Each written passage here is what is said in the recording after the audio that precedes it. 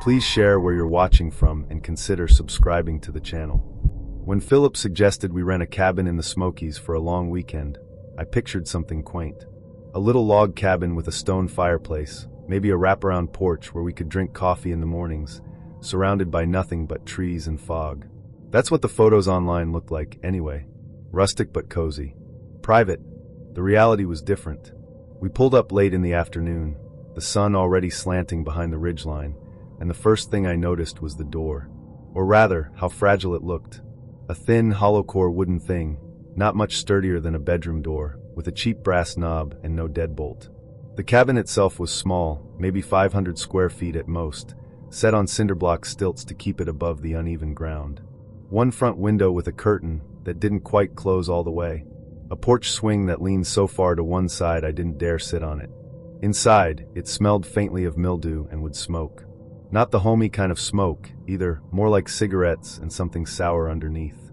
The furniture was mismatched, the kind of stuff you find at yard sales. A sagging plaid couch, 2 chairs with the stuffing poking out, a coffee table carved all over with initials. The kitchenette was just a mini fridge, a microwave, and a hot plate. No oven, no stove. The bathroom was even smaller, with a cracked tile floor and a shower curtain decorated with cartoon fish that looked like it had been hanging since the 70s. "This is cute," Philip said brightly, setting his duffel bag down with a thud. "Authentic. Way better than those boring chain hotels." I didn't answer. My eyes were on the cigarette, but crushed out in the sink. He followed my gaze and shrugged. Housekeeper probably missed it. But the cabin didn't come with a housekeeper. That was the whole point of these places. You were supposed to bring your own sheets, your own groceries, everything. The listing had been very clear, self-service. I pushed the thought aside. We'd driven 4 hours to get here, and Philip was already cracking open a beer, making himself at home. I didn't want to be the nagging girlfriend. The first night passed uneventfully. We made sandwiches, played cards by lantern light when the power flickered out, and tried to laugh it off when the woods went unnervingly silent around 9 o'clock. No crickets, no owls, nothing. Just a blanket of quiet, so heavy you could hear the creak of the porch boards when the wind shifted. Philip teased me for jumping at every sound. "You watch too many scary movies," he said, pulling me close on the sagging couch. "Nobody's out here but us." I wanted to believe that. The second day, Philip decided to hike down the ridge and see if he could find the creek marked on the map. "You stay here," he said. "Get some rest." The way he said it irritated me, like I was a child to be left behind. But truthfully, I didn't feel like exploring. Something about the cabin made me want to stay near the 1-week lock on that flimsy door, as if putting distance between myself and it would leave me vulnerable. The hours crawled by. I tried reading, but every creak of the cabin made me look up. At one point I was sure I heard footsteps on the porch. Slow, deliberate, circling. My breath froze in my throat. I waited, ears straining, but when I finally mustered the courage to peek out the window, there was nothing. Just trees, their trunks like dark pillars in the fading light. When Philip came back, he smelled of cigarettes. "Find the creek?" I asked, trying to keep my voice light. He shrugged. "Sort of. You'd hate it. Too buggy." I didn't mention the smell. Didn't mention the sound of footsteps. I just nodded and started on dinner, canned soup and bread, while he stepped out onto the porch to get some air. That night, the knock came. It was around 11:30, just as we were getting ready for bed. 3 sharp raps on the door. Not tentative. Not friendly. Just knock, knock, knock. Philip froze halfway out of his shirt. We looked at each other. "Probably a hunter," he whispered, but his voice didn't sound convinced. Another knock. Slower this time. Then the scrape of something against the doorframe, like fingernails dragging on wood. Philip grabbed the heavy mag light from his bag and yanked the door open before I could stop him.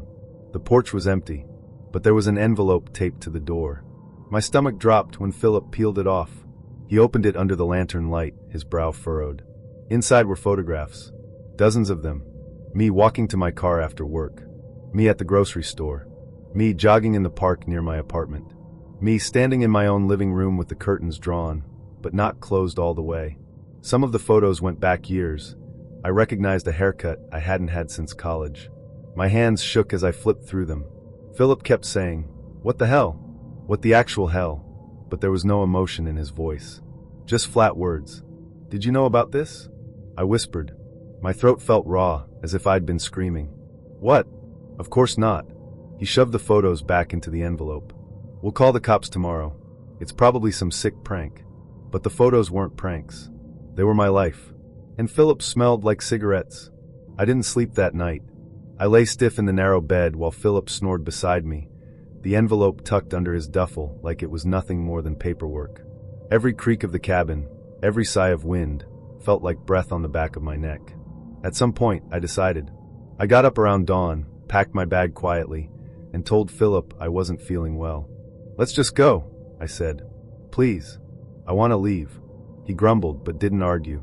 On the drive back, he kept trying to joke to make light of it, but I stared out the window the whole time. Every time he lit a cigarette, I felt sick.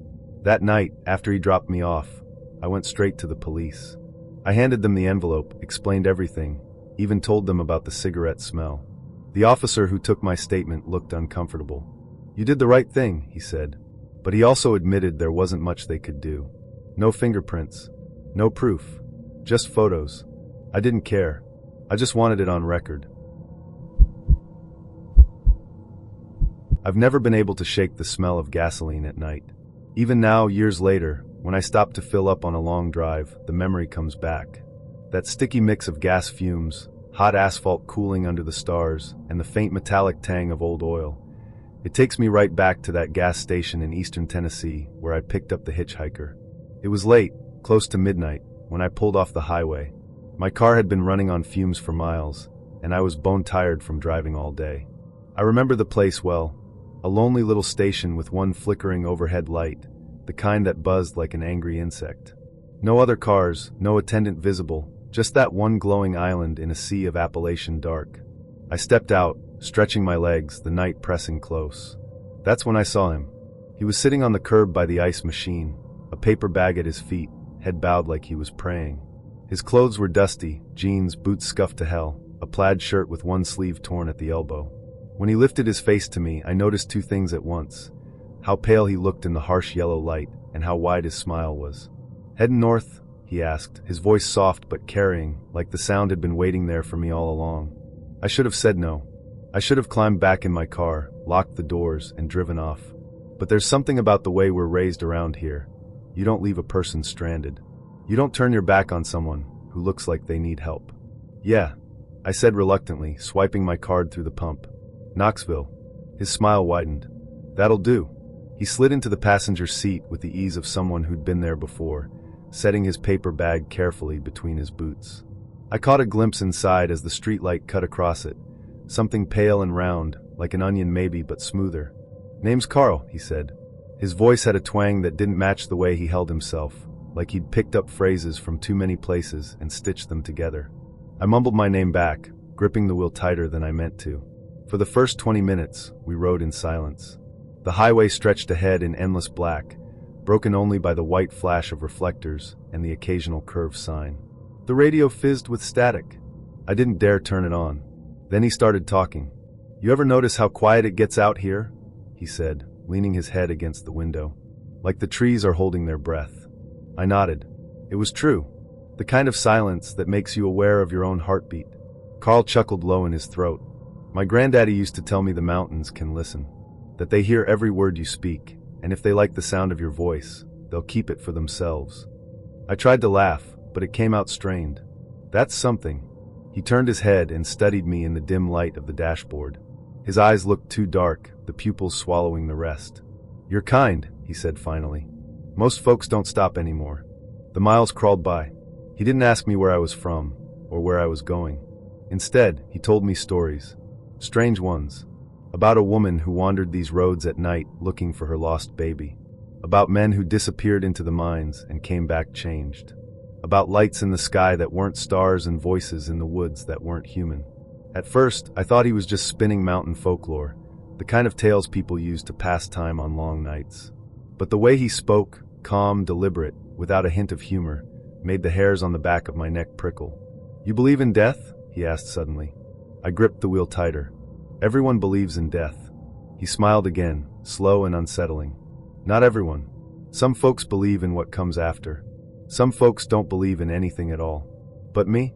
I think death's just a door, and doors can open both ways." I didn't respond. I kept my eyes fixed on the ribbon of road ahead, every muscle in my body tight. That's when he reached into the paper bag at his feet. My pulse hammered in my ears. I was ready for a knife, a gun, something sharp and sudden. Instead, he pulled out a jar. A glass mason jar filled with clear liquid.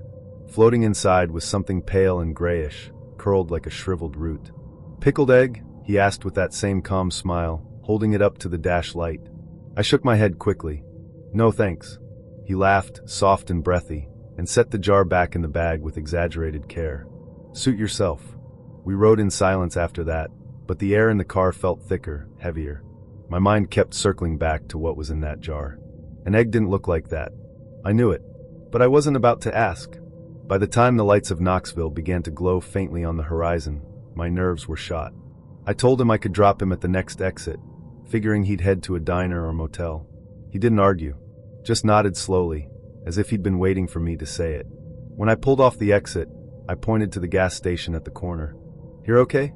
Carl turned his head toward me one last time, his eyes catching the sodium glow of the street lamp. For a second, I thought I saw something wrong, like a glint of silver under his skin, a shimmer in his pupils. "This is fine," he said softly. He picked up his paper bag, slid out of the car, and stood there on the curb watching as I drove away. I glanced in the mirror just once. He was still standing there, motionless, the bag dangling from his hand. When I finally got home that night, I couldn't sleep. Every time I closed my eyes, I saw his smile, heard the scrape of that jar against the glass. The next morning, I told a coworker about it, laughing it off like just a weird encounter on the road. She frowned and asked me to describe him. When I did, her face went pale. "You shouldn't joke about that," she whispered. "That sounds like the man my uncle saw back in the 70s. Picked him up on Route 11, same as you. Car broke down halfway, and the guy just vanished. Left nothing behind but a wet patch on the seat and a smell like metal." I told her she was crazy, but I haven't driven those roads alone since. When I was 12, my family used to drive up to visit my uncle in Sevier County every other summer. He lived in a lopsided old farmhouse tucked back against the foothills, where the Smokies started to rise like shadows behind the tree line. The house itself looked like it had been hammered together from leftover boards, leaning slightly as if it was trying to listen to something in the woods. I loved visiting him, not because the house was comfortable, far from it. The floors creaked, the wallpaper peeled, and you could hear mice scratching in the walls at night. But Uncle Kenny was different from the rest of the adults I knew. He told stories, wild ones, about creatures that lived in the ridges, about lights that moved against the stars, about people who weren't people at all. My parents rolled their eyes when he got going, but I sat cross-legged on the porch, rapt, listening to every word. It was one of those visits when I saw the man with the drawn-on face. That afternoon had been hot, so thick with humidity that even the cicadas sounded tired. My cousin Eli and I decided to take the shortcut through the woods down to the river. It wasn't far, maybe a half-hour walk, and we'd done it a dozen times before. The woods felt different that day, though. Still somehow. Even the usual chatter of birds was muted, as if the trees themselves were holding their breath. Eli noticed it too, because he kept glancing over his shoulder. "You hear that?" he whispered after a while. "I don't hear anything," I said, which was exactly the problem. We came to the old logging road that cut through the woods like a scar, 2 ruts worn deep by wagons decades ago. That's where we saw him. He was standing dead center in the path, maybe 30 yards away, as if he'd been waiting for us. At first I thought he was wearing some kind of mask. His face was too white, too flat, the features all wrong. The eyes looked painted on, thick black ovals that didn't blink. The mouth was a jagged slash, like it had been drawn hastily with charcoal. I stopped so fast that Eli bumped into me. What's wrong?" he stammered, but then he saw too. His breath hitched. The man didn't move, didn't tilt his head, didn't shift his weight. He just stood there, one arm hanging too long at his side, the other bent slightly, as if his joints weren't put together right. "Hey!" Eli called, trying to sound braver than he was. The man didn't answer. I couldn't tear my eyes off that face. It wasn't a mask, I realized with a chill. The black marks weren't painted on top of skin, they were skin. As if someone had erased his real features and replaced them with scribbles. Eli grabbed my wrist. "Let's go back." But the moment we turned, we heard it, footsteps. Slow, deliberate, crunching the dry leaves. "He's following us," Eli hissed. I glanced over my shoulder. The man was closer now, half the distance between us gone in the span of a breath. but I hadn't seen him move. His legs hadn't lifted. It was as if the space itself had folded. We ran. Branches whipped our arms, brambles tore at our ankles, but we didn't stop until we broke into the clearing by the river. Only then did we dare to look back. The path behind us was empty. For a long time we just stood there, gulping air, our hearts hammering so loud they seemed to fill the clearing. Finally, Eli spat into the dirt. "We ain't telling nobody. They'll just say we imagined it." I nodded, though I wasn't sure I could keep the image of that face to myself. That night, Uncle Kenny made a fire in the yard. The adults sat around drinking beer, while us kids toasted marshmallows on bent coat hangers. I couldn't stop thinking about what we'd seen. Finally, I blurted out, "Uncle Kenny, you ever heard of a man with no face?" The yard went quiet. Even the crackle of the fire seemed to hush. Kenny's eyes flicked to mine. "Why you asking?" I shrugged, suddenly wishing I hadn't spoken. "Just wondering." He leaned back in his chair, his face shadowed. "Some folks round here tell about the scratch-faced man," he said slowly. "Say he walks the old roads. Say he ain't alive, but ain't dead neither. Something in between. He looks at you, you lose something. Memory time, maybe even your name. Folks who meet him don't never come back quite right." The adults laughed it off, but Eli and I exchanged a look. We knew better. For weeks after, I dreamed about that face. About those black, unblinking eyes. Sometimes, in the dreams, he'd be standing in my room, just inside the doorway, still as stone. Other times, I'd be running through the woods again, hearing those footsteps closing in no matter how fast I ran. Then one night, I woke up and swore I saw him outside the window. Just a silhouette against the moonlight, too tall, too still. I froze, not even daring to breathe, until finally I blinked and he was gone. The next morning, I found something scratched into the wood of the windowsill. Just 3 lines, crooked and raw, as if gouged by a nail. They looked almost like a crude smile. I'm an adult now, with kids of my own, but I've never gone back to that logging road. Not once. Eli swears he hasn't either. We don't even talk about it anymore, not really. What's the point? People don't believe you when you tell them about things like that. When I first bought the cabin, people in town laughed. They told me no one stayed up on that ridge long. Too quiet, too isolated, too many stories about the woods. I didn't care.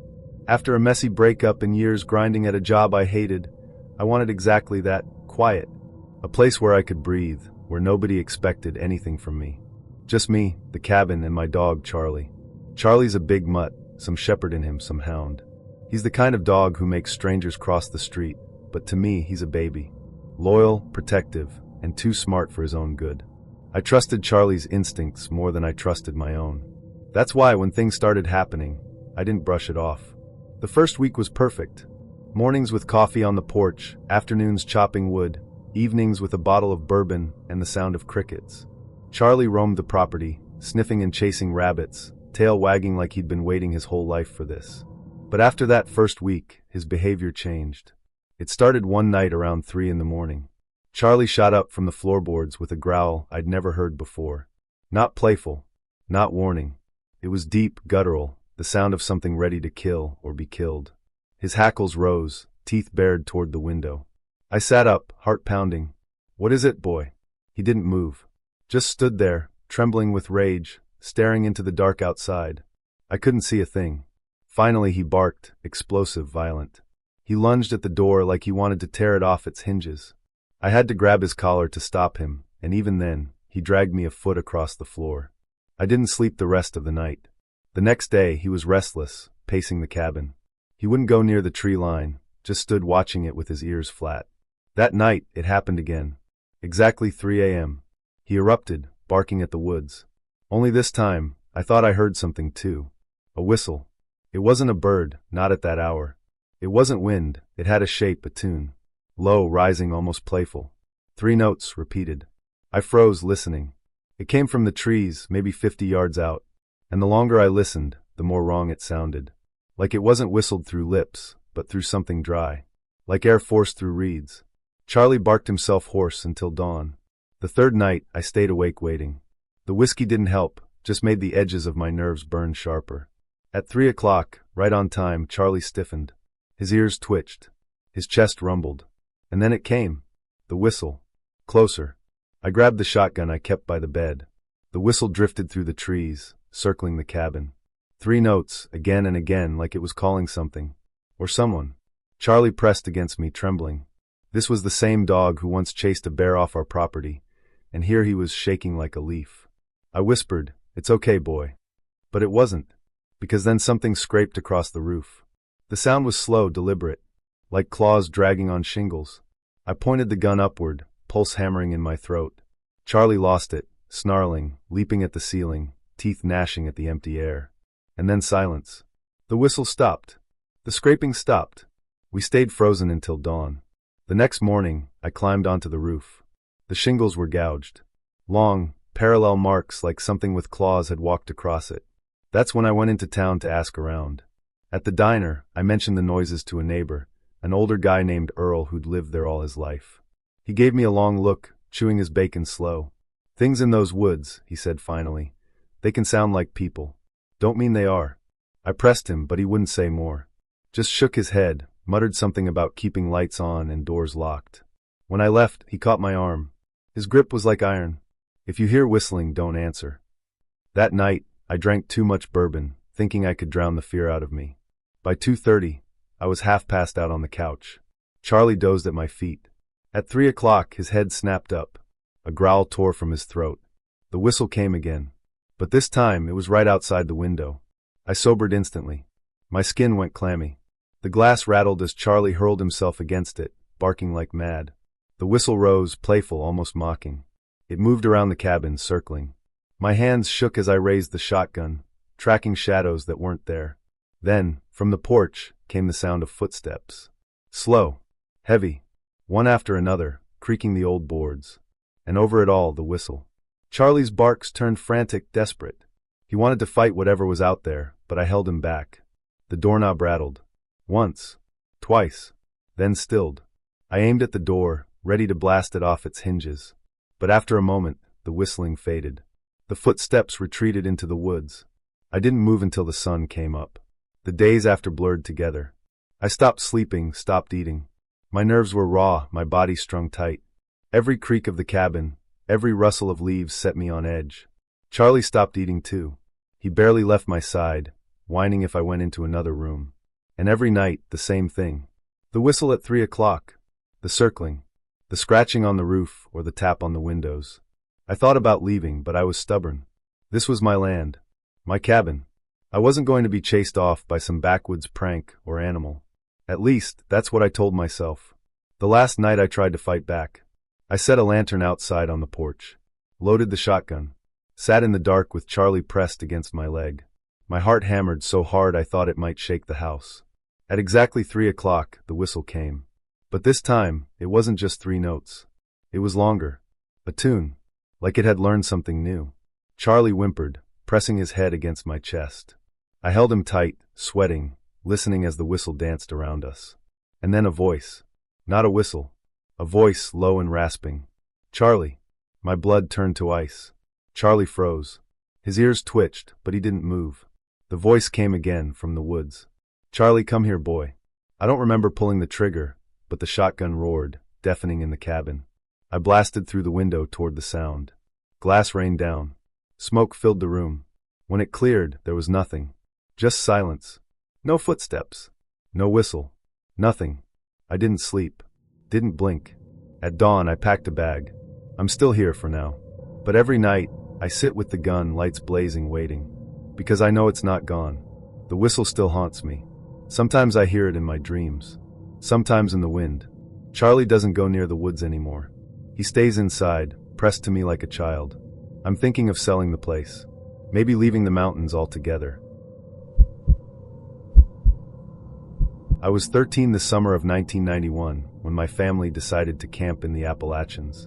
Back then, camping was my dad's favorite way of resetting us all.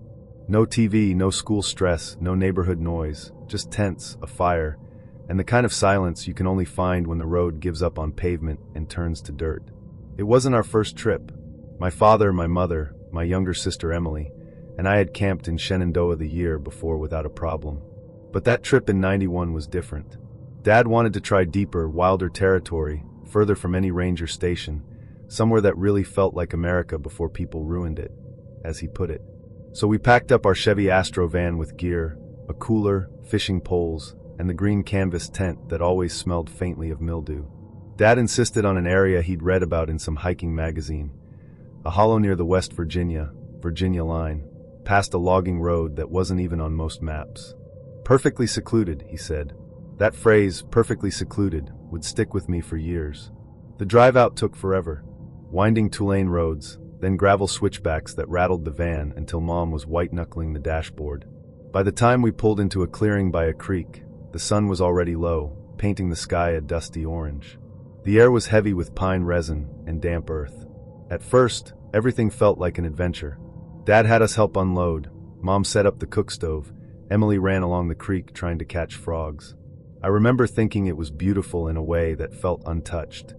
The kind of place you could almost believe no one else had ever stood before. That night, Dad built a fire that crackled high into the dark.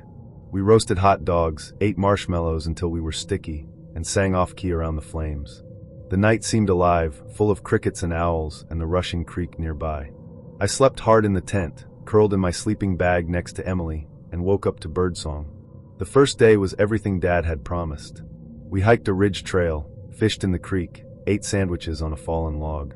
It felt safe, wholesome. But the second night changed everything. We'd just finished dinner when headlights flashed across the trees. Dad frowned, surprised anyone else would be out here. A rusted old truck rolled past our sight, slow, like it was scanning us. I only saw it for a few seconds, but the driver's face was hidden in shadow. The truck parked about half a mile down, near where the trail bent out of sight. Dad muttered something about other campers, but his jaw was tight. Later, after we'd gone to bed, I heard him and Mom whispering outside. "Doesn't feel right," she said. "It's fine. They're probably hunters," Dad replied, but there wasn't much conviction in his voice. That night, I woke up to footsteps. Soft at first, circling the tent. Emily stirred beside me. "Daddy," she whispered. I shushed her. The fire had burned down to embers, so inside the tent it was nearly black. I held my breath, listening. The steps were deliberate, slow. Whoever it was, they weren't trying to hide. Then came the laughter. At first I thought it was coyotes, but it wasn't. It was human. High-pitched, sharp, almost mocking. It circled us, moving through the trees just out of sight.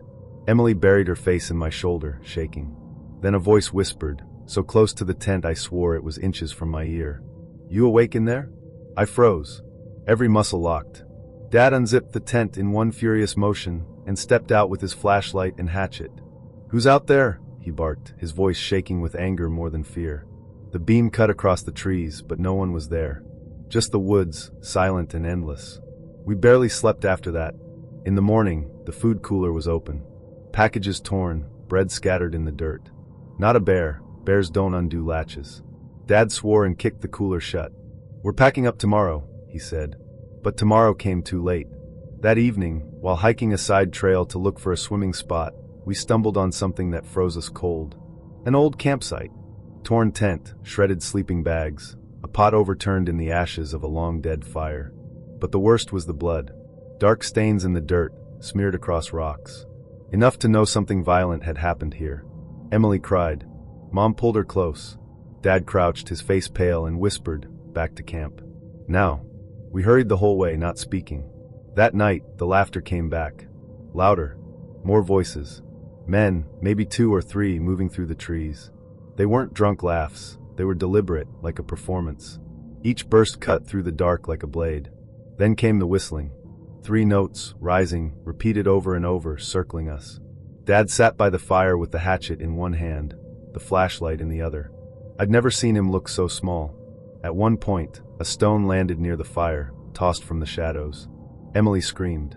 Mom pulled her close, tears in her eyes. Dad roared into the dark, "Leave us alone." Silence followed. Then, that same mocking whisper, drifting just out of sight. "Can't leave, not yet." We didn't wait until morning. Before dawn, Dad had us pack fast. No breakfast, no fire. Just shoving gear into bags and tossing them in the van. My hands shook so bad I dropped the poles 3 times. As we loaded up, I glanced back at the tree line. Figures. At least 2. Maybe 3. Tall, thin, standing still as stone. I couldn't make out faces, just dark silhouettes against the gray dawn. Watching. The drive out was silent, except for Emily's sobs. When we reached the nearest town hours later, Dad went straight to the sheriff's office. He reported everything, the laughter, the campsite, the men. The sheriff listened, expression unreadable, then sighed. Teenagers. Local boys messing with outsiders. Happens sometimes. Dad slammed his fist on the desk. That wasn't teenagers. The sheriff raised his hands. Look, I'll send someone to check. But you're out safe now. Best to leave it be. And that was that. We never went camping as a family again. Dad sold the tent and fishing gear within the year. He stopped whistling around the house, a habit he'd had my whole life. For years, I thought maybe he'd exaggerated what we saw, that memory had twisted things. But then, in my 20s, I asked him about it. He went quiet, stared out the window, and finally said, I saw more than I told you. I saw them move. They weren't right. People don't move like that. That was all he said. Even now, 3 decades later, I sometimes wake in the middle of the night, certain I hear laughter outside my window. And I still remember that whisper at the tent. You awake in there? We weren't planning to stay the night on the ridge. The whole trip had been thrown together on a whim. Me, my wife Hannah, and my oldest friend Mark. We'd all been working too much and figured a weekend in the Appalachians would be good for us. Some hiking, a campfire, a little whiskey under the stars. Nothing complicated. The day started fine. We left our cars at the trailhead, hiked 10 miles up into the ridges, and pitched camp by a clearing where the trees opened just enough to show the mountains rolling off into the horizon. Hannah cooked beans over the little stove, Mark strummed his guitar, and the night fell the way it does in the Appalachians, fast, thick, and absolute. By the time we zipped into our tent, the fire was just embers, and the forest pressed against us with its 1,000 small sounds. I woke first. It was close to midnight, though my watch had stopped, and the night was still except for the pop of dying coals. At first I thought I'd dreamed it, but then I heard it again, a woman's voice. Please help me. I sat up so fast I nearly tore the zipper. Hannah stirred, confused. Mark, who'd been dozing near the fire, froze with his hand still on the guitar. The voice came again, ragged, close to breaking. Somebody please. A figure stumbled out of the treeline. She was barefoot, wearing a thin dress that clung damp to her body. Her hair was tangled, her skin streaked with dirt and scratches. She looked like she hadn't eaten in days. The beam of my flashlight caught her face, and I felt something twist in my stomach. She was crying. They're looking for me, she whispered. Please, you have to hide me. He's coming. It's a strange thing, seeing a stranger appear in the wilderness like that. Your brain scrambles for an explanation. Lost hiker? Drunk? Crazy? But there was nothing staged about her terror. Her knees gave out, and Hannah caught her before she collapsed. Who's coming? Hannah asked. The woman clutched Hannah's sleeve. My ex. He brought me down from Canada. Said I belonged to him. He's out here now, hunting me. The hair rose on my neck. Mark muttered, Jesus Christ.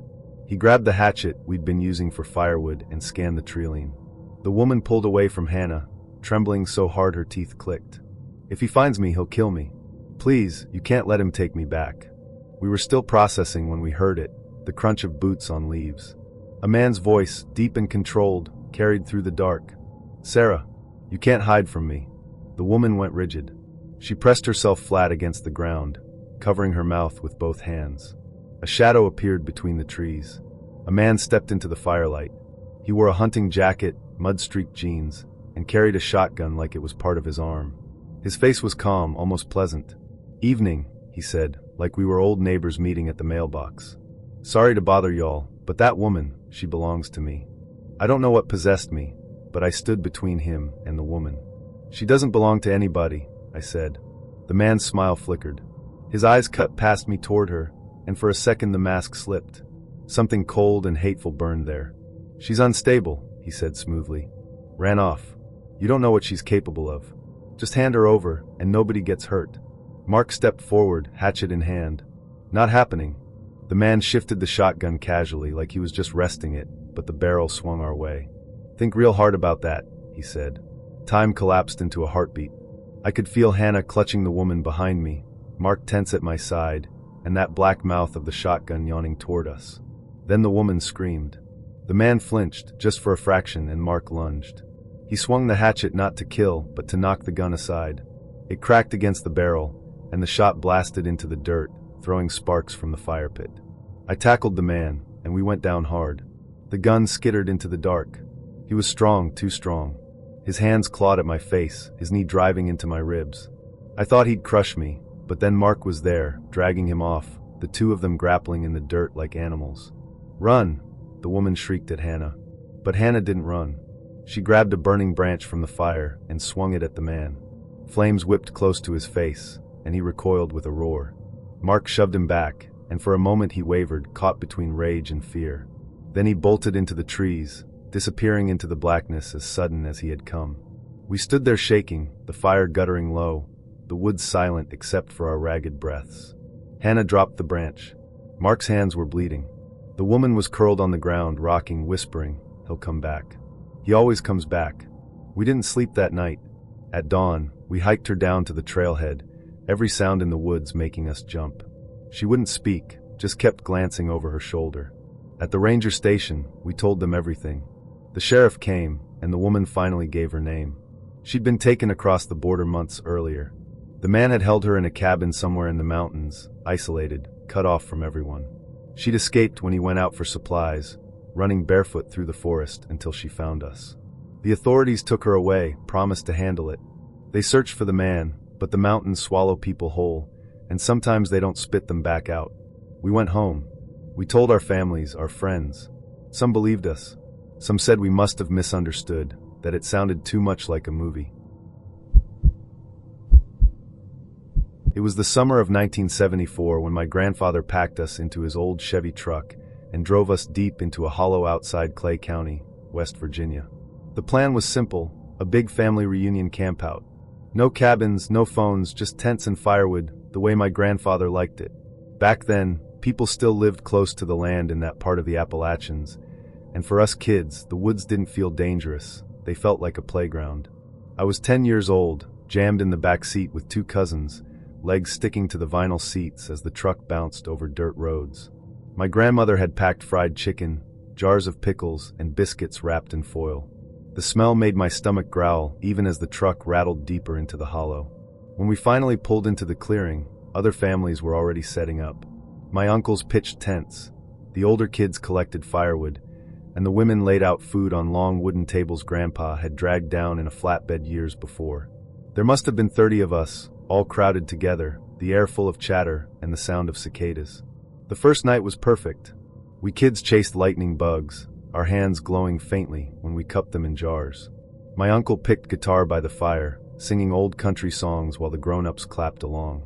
My grandmother passed out slices of apple pie. I fell asleep that night with a full stomach, the sound of crickets and the warmth of family all around me. The next morning we swam in the creek, skipping stones and splashing until our lips turned blue. Someone fried fish for lunch, and we all ate with our fingers, grease dripping down our arms. For a while it felt like heaven, but by the second night, something shifted. It started with laughter. We were sitting around the fire after dark, bellies full, when it drifted through the hollow. High-pitched, faint at first, like children playing in the distance. Only all the children were accounted for. My cousins were right there beside me, my little sister curled up on Grandma's lap. At first, the adults chuckled nervously. "Coyotes," one uncle said, but it didn't sound like coyotes. It sounded human. The laughter came again, sharper this time, echoing in a way that made the hair rise on my arms. That was when my grandfather stood. His face was stone serious. "Everybody stay close to the fire," he said, his voice hard. "Nobody wander." We obeyed. Even the rowdy cousins stayed put, sensing the change in his tone. That night, in our big canvas tent, I lay awake with 3 cousins. The fire outside cast faint shadows across the walls. I was almost asleep when I heard it, a voice. "Michael," drawn out, slow, like someone whispering just outside the tent. "Sarah," my cousin Sarah's name. Then mine again. Then another cousin's. We froze, eyes wide, staring at each other in the dark. "You heard that too, right?" whispered Sarah. The voice came again, closer this time. "Come outside." I swallowed hard and crawled to the flap. I had to know. I peeled it back just an inch and peeked. The fire was still burning low, and I saw my grandfather and a few uncles sitting there, whispering to each other. They were tense, but they were right there. None of them were near our tent. So who was whispering? I ducked back in, shaking, heart hammering. None of us slept after that. At sunrise, Grandpa called a meeting. He didn't yell, didn't panic. Just told everyone flatly, "Pack up. "We're done here." The adults didn't argue. They obeyed, faces pale. Within an hour, we had the trucks loaded and were pulling away from the hollow. It wasn't until years later that my dad told me why.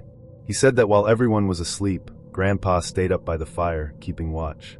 Around 3 in the morning, he saw them. 3 figures. Tall, thin, standing at the edge of the trees. At first he thought it was men from town, maybe drifters. But the longer he looked, the less sense it made. They didn't move. They didn't shift or scratch or breathe. They just stood there, staring into the camp. And their heads were wrong. Too big for their bodies. Misshapen, almost swollen looking, silhouetted in the firelight. Grandpa gripped his rifle, but he didn't fire. He knew somehow that if he did, we wouldn't make it out of the hollow. So he sat, stone still, until the sky began to lighten. By then, the figures were gone. That was when he woke everyone and ordered us out. We never went back to that hollow. Not for reunions, not for hunting, not for anything. When I asked Grandpa about it years later, he wouldn't speak. Just shook his head and muttered, "Some places ain't meant for us." Nate always said the Appalachians had a way of quieting the noise inside your head. Not just the noise from work or bills or endless traffic, but the deeper kind, the kind that piles up in your chest until you feel like you can't breathe. We'd been doing these hikes since college, dropping everything once or twice a year to vanish into West Virginia's mountains for a week at a time.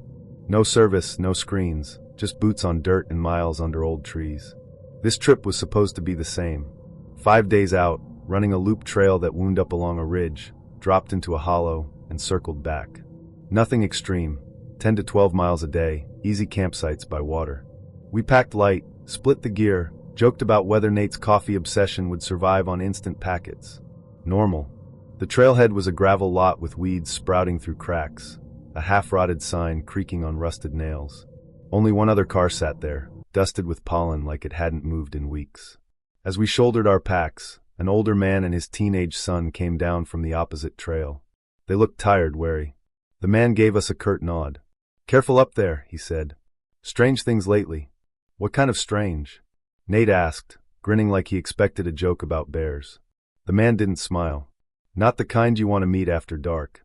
Then he steered his boy into their truck and drove off without another word. It should have been nothing. Just mountain folk spooking city boys. But it stuck with me. The first day went by easy. The trail wound through laurel thickets, their leaves glossy and wet, bending overhead like green tunnels. Sunlight filtered through in fractured shafts. We stopped at a creek by mid-afternoon, filtered water, and set up camp on a soft bed of pine needles. Nate strung the food bag into a tree with practiced ease. Dinner was just noodles and jerky, but it tasted like luxury after 10 miles. We sat by the fire and let the silence of the woods seep in, thick and calm. I remember thinking, there's nowhere safer than this. The next day the trail narrowed. Rocks jetted out from the slope, slick with moss, forcing us to walk single file. Around noon, the forest opened into a small clearing, and that's where we saw it. A cairn 3 feet high, stacked from river stones. Balanced neatly like someone had taken real care. But what froze us wasn't the rocks. It was the deer's skull set into the top. Bleached white, empty sockets staring, antlers broken off jagged. I tried to laugh it off. "Blair Witch Art Project," I muttered. But the sound of my voice fell flat. Nate just stared, jaw clenched. We circled wide around it, neither of us saying anything. That night, we picked a campsite on a ridge with a steady breeze. We cooked, joked half-heartedly, pretended the cairn was already behind us. But both of us kept glancing into the trees like something might step out any second. Nate even suggested we take turns keeping watch. I laughed, said it was overkill. He didn't laugh back. Morning came gray and wet. Mist curled through the trees, turning every trunk into a shadow. We hadn't gone more than a mile before we saw the next thing. An opossum, or what was left of one. Its body lay stretched across the trail, but the head was set aside neatly, an arm's length away. It hadn't been torn by teeth. It was cut, clean as a butcher's work. The smell was sharp, not rot yet, but metallic. "Animals don't do that," Nate said quietly. "Someone wanted us to see it," I replied.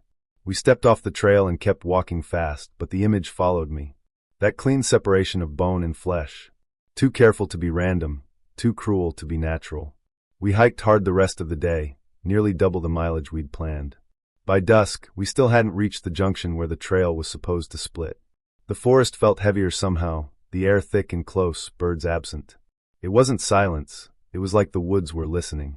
We set camp in a stand of hemlocks. Nate used extra cordage to rig the food bag higher than usual.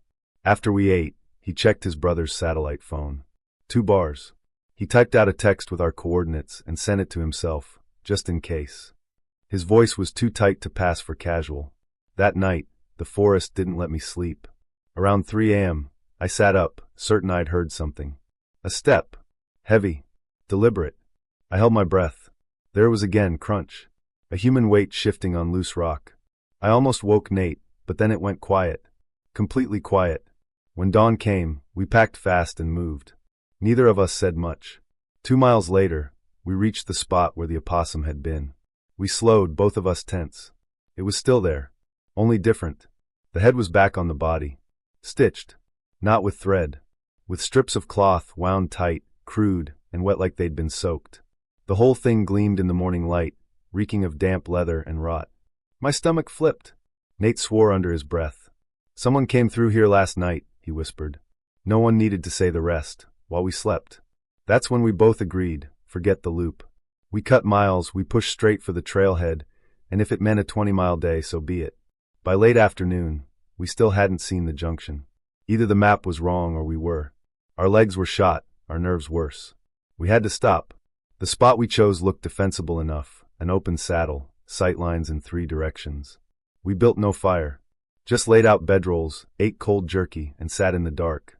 The air was too still. Then I felt it, that hum. Low. Layered. A sound that wasn't the forest. Nate stiffened beside me. You hear that? I nodded, throat dry. It was like a chant, far off but carrying through the trees, a dozen voices humming one broken note. Branches shifted in the dark. Figures emerged. At first they looked like men, barefoot, ragged clothes hanging in strips, faces half hidden by long, unwashed hair. But they moved wrong. Their steps were too sudden, halting and jerky, like puppets pulled on bad strings. One stepped forward, close enough I could see his teeth glint in the dark. He didn't speak. He just smiled, wide and empty. Nate raised his voice. We're armed. Back off. The figures didn't stop.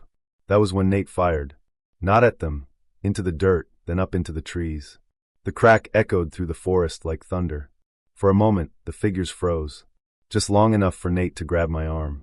Run. And we did. We tore downhill, branches whipping at our faces, packs banging against our backs. The chanting rose behind us, no longer a hum but words, garbled, overlapping, a language that wasn't language. I glanced back once. The figures were following. Not fast, but steady, always steady, like they knew the forest better than we ever could.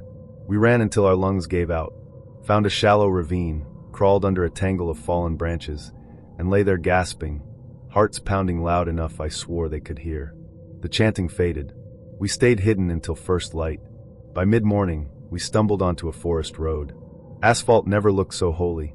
A ranger's truck found us 2 hours later, and Nate used the satellite phone to call in the rest.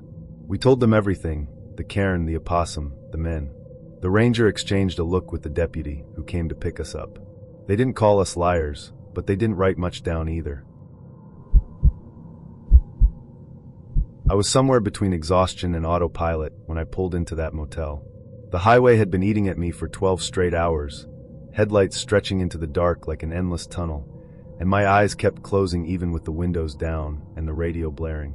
I knew if I pushed another hour, I'd end up wrapped around a tree.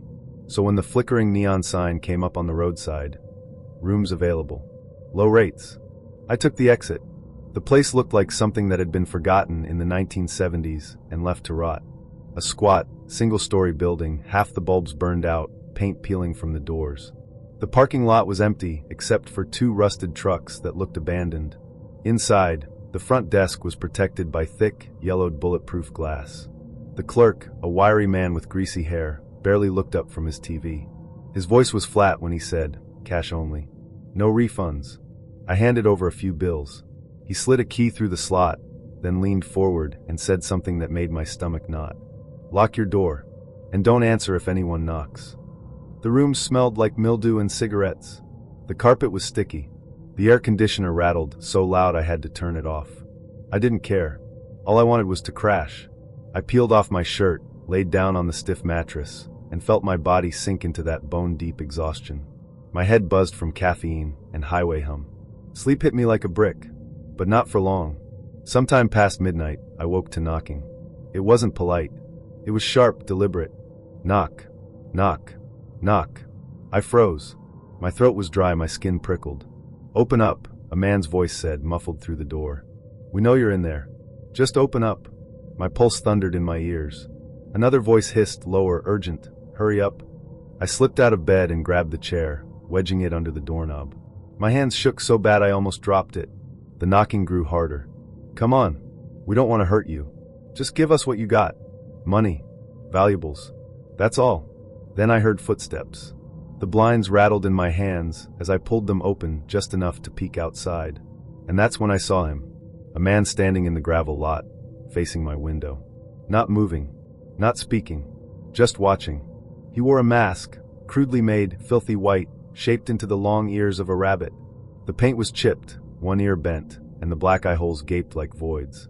His chest rose and fell under a dark hoodie, and in one gloved hand, he held something metallic. A crowbar, maybe. I stumbled back, my stomach twisting. Sweat soaked the back of my neck, even though the room was cold. The knocking at the door grew more frantic. The voice barked, "We know you're in there." But the rabbit-masked man outside stayed silent. He tilted his head, slowly, like a predator curious about its prey. My mind raced. I had no weapon. No phone signal. The room didn't even have a working landline. The only light came from the buzzing neon sign outside bleeding through the blinds. The knocking stopped. For a second, the silence was worse than the noise. Then scrape. The sound of metal dragging along the motel door. High, shrill, deliberate. I flinched, teeth grinding. The masked man outside raised his hand, one long finger pressing against his mask's lips. Shoo! Every instinct screamed to run. But where? The room had one door, one bathroom, and a single tiny window barely big enough to squeeze through. I grabbed my bag, yanked out the flashlight I always kept buried at the bottom, and clutched it like a weapon. The doorknob jiggled. The chair rattled in place. And then a voice whispered low, right at the crack of the door. "We already got the key." My breath caught. The clerk. The clerk had given them a key. That explained everything, the glass, the warning, the look in his eyes. The metal slipped into the lock. Click. The knob turned, but the chair held. The door groaned against the pressure, hinges squealing. The rabbit outside stepped closer to the window. I could see his chest rising and falling faster now, the mask's blank eyes staring straight at me. I bolted for the bathroom, slammed the door shut, locked it. My reflection in the cracked mirror looked pale, wild-eyed, like someone about to die. The window above the tub was small, but maybe, just maybe, I could fit. Behind me, the motel room door crashed. The chair clattered to the ground. Boots thudded inside. A man's voice barked, "Check the bathroom." I shoved the window open, cold night air rushing in. Gravel crunching, distant hum of the highway, the stink of pine tar. I hoisted myself up, scraping my chest and hips raw on the frame. My legs kicked, my breath tearing out in short bursts. Footsteps pounded closer. The bathroom doorknob rattled. "Come on out." I shoved harder, forcing my shoulders through. My jeans caught on the frame. For a split second, I was stuck. Panic clawed at my throat. Then the bathroom door slammed open.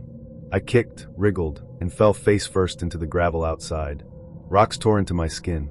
My flashlight skittered away into the dark. I scrambled to my feet, running blind into the night. Behind me a voice roared, "Get him!" And then the whistle of air. A crash. The sound of someone hitting the ground hard. I didn't look back. The woods swallowed me, branches whipping my face, roots tangling my feet. My lungs burned. My heart slammed against my ribs like it was trying to escape. Behind me, I heard footsteps. Heavy. Fast. And the sound of laughter. Two voices, low and cruel, chasing me through the trees. But above it all, there was something worse. The rabbit. He didn't laugh. He didn't shout. He just whistled. A high, broken tune that echoed in the dark. I don't know how long I ran. The trees blurred, my legs screamed, my chest heaved. Every nerve in my body begged me to stop, to hide, but I kept going until the glow of headlights cut through the branches. The highway. I stumbled onto the asphalt, waving my arms, nearly collapsing. A semi screeched to a stop, horn blaring. The driver jumped out, shouting. I could barely form words. "Men, Masks Motel." He shoved me into the cab, locked the doors, and gunned it down the highway. The police found nothing. They checked the motel, the woods, the lot. The clerk swore he didn't know anything, that I'd checked out and left. No record of my cash payment. No security cameras. When they searched the room, it was spotless. Bed made, no glass on the floor, no scratches on the door. Like no one had ever stayed there. They told me I'd probably fallen asleep driving, dreamed it up. Stress, exhaustion, dehydration. But I know what I saw. I know what I heard. That mask. Those voices. The whistle. The summer of 1988 in western North Carolina was the kind of heat you don't forget. It wasn't just hot, it was thick. The air clung to you like wet laundry and pressed its weight onto your shoulders until you felt slower, heavier, meaner. Cicadas shrieked from the poplars in waves so steady it almost became silence, until suddenly one would cut out and your ears would ring with the absence. Even the cows in the neighboring field had given up moving around, clustering under trees with their sides twitching against flies. Our house sat on the last stretch of blacktop before the road gave up and turned to dirt, a ranch-style place with sun-bleached aluminum siding and a sagging porch where my father liked to sit shirtless in the evenings, drinking beer like it was water. Behind us was nothing but tree line, tulip poplar, hickory, oak, and the mountain rising in green waves that seemed endless to me as a 10-year-old boy. Past those woods lay ridges and hollers people didn't go into unless they had to. And if they did, they didn't talk much about what they saw there. That was the summer Uncle Jimmy came home. Jimmy was my dad's younger brother, 3 years younger, but a whole world apart in how he carried himself. Where my father had married young, settled into the house and the job at the mill, Jimmy had drifted like wood in a flood. He'd worked odd jobs in Ohio 1 year, roofing in Georgia another, then disappeared for half a season with no explanation at all. He showed up again in July with nothing but a pillowcase slung over his shoulder and that wide, impossible grin that made you forgive him before you even knew what for. He came walking up the road in the noonday sun, shirt half unbuttoned, a red bandana tied around his neck because he always liked a splash of color even when he didn't own 2 matching socks. His arms were tanned dark and his hair bleached by the sun, and when he grinned it was the grin of a man who could talk himself into or out of anything. He stepped right through our back door without knocking, like he always had. 3 weeks, he said, dropping his pillowcase on the linoleum. Just need a bed, some real food, and time to line up steady work. Promise. My mom sighed the way she always did when Jimmy blew in. She fussed about him tracking mud into her clean kitchen, then made fried chicken that night to welcome him back. My father shook his hand, clapped him on the shoulder, and gave him that long look brothers give each other, a mix of love, worry, and the unspoken knowledge that one of them will never change. For the first week, Jimmy was a good guest. He mowed the yard without being asked, patched a leaky gutter, and made my mother laugh with some nonsense story about a woman in Asheville who swore she could read fortunes by touching your boots. At supper he told stories with his hands flying, and afterwards he'd sit on the porch with Dad, drinking a beer and talking about boys they'd gone to school with who were now fat, mean, or dead. For those few days it felt like the house had grown bigger, like Jimmy's presence filled it with extra space and light. But then the walking started. It was after supper one night. The air was purple with dusk, fireflies lifting out of the grass, my mother shelling beans in a bowl on her lap. Jimmy stood suddenly restless and said, "I'm gonna walk with the woods a while." He didn't take a flashlight, didn't even take a smoke, just shoved his hands in his pockets and stepped off the porch into the blue dark. "You stay on the road," my father called after him. Not angry, just the old country warning you said to anyone going out into the trees after dark. Jimmy lifted a hand in acknowledgement, but didn't look back. An hour later he came back whistling. Not a tune I knew. Just 4 notes, rising 3 steps and falling 1. Over and over, soft and steady. He smelled like creek water and leaves, and when he dropped onto the couch to sleep he said with a grin, "There's a cool under this heat if you know where to find it." He went the next night too. And the night after that. At first he came back by 10. Then it was midnight. Then later still. Sometimes I woke in the dark and heard him humming that same 4-note pattern low under his breath while he poured himself water at the sink. His voice sounded different those nights, far away, almost like he was still out in the trees. On the 9th night, he didn't come back at all. It was a Saturday. Mom had gone to bed early with a headache. Dad and I sat on the porch until the cicadas gave way to crickets, waiting for the sound of Jimmy's boots on the steps. But the night stretched on, and the woods stayed silent. Finally, around midnight, Dad opened my bedroom door and said, "Get your shoes. We're going to look." We took the big mag light and a kerosene lantern. Dad slung the old .22 rifle over his shoulder, not like he expected trouble, but like a man acknowledging that trouble existed. We walked the path Jimmy always took, the narrow gap in the fence, the deer track through briars, the old logging road that wound up the ridge. We called his name carefully, voices low, like we weren't sure who else might be listening. We found his shirt at the white oak. It was his favorite, a pearl snap denim with faint white diamonds in the fabric. It hung on a low limb, sleeves spread like it was waiting for an embrace. Not snagged, not torn, placed there. The snaps were done wrong, off by one, so the collar sat crooked. Dad stared at it for a long time without touching it. When he finally took the cuff between his fingers, his face closed off, like he felt something he didn't want to say out loud. That was when I heard it, humming. At first I thought it was the creek, but it came from higher up the ridge. Low, steady, for notes up, one down. The same tune Jimmy had been whistling all week. Dad's hand clamped on my wrist. "Don't answer," he whispered. His voice was flat, calm, the kind of voice that makes you listen. The humming paused. Then it came again, closer this time. My chest ached with the instinct to call back, but Dad's grip tightened until my bones protested. We turned and walked home, steady, not too fast. The humming followed at a distance, weaving through the trees like it was pacing us. By the time we reached the porch, I was sweating with fear. Dad sat down in his chair with the rifle across his lap and said, "Go inside. Shut the door gentle." They called the sheriff at first light. The search lasted 3 days. Dogs picked up Jimmy's scent at the oak, but lost it further up the ridge. Volunteers combed the laurel thickets, shouting his name.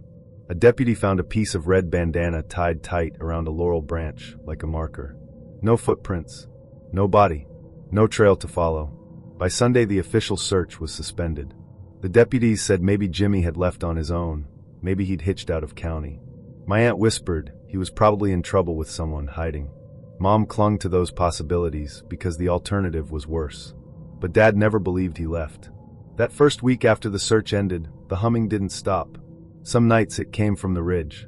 Other nights it came closer, drifting through the holler until it seemed to circle the house. Once, around 3 in the morning, it came from right beyond the porch steps. For notes, rising and falling, patient as a heartbeat. Dad never acknowledged it. He just sat in his chair, rifle across his knees, lantern burning low. When I tried to ask, he shook his head once, and that was enough. Uncle Jimmy never came back.